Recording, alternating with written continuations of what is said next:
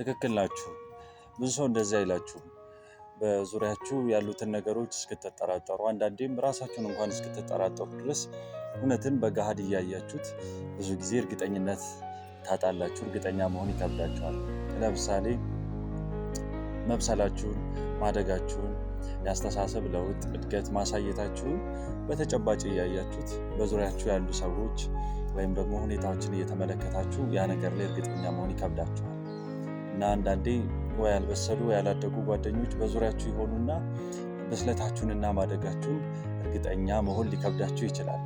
እና እናንተ ትክክል ናችሁ፣ በስላችኋል፣ አድጋችኋል። በዙሪያችሁ ያሉ ሰዎች ደግሞ ገና ናቸው። ይህን እውነታ መቀበል ይኖርብናል።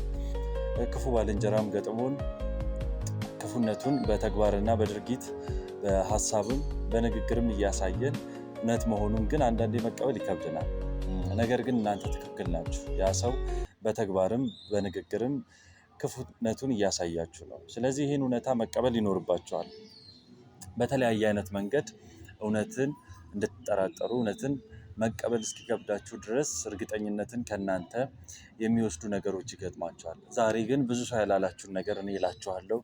እናንተ ትክክል ናችሁ።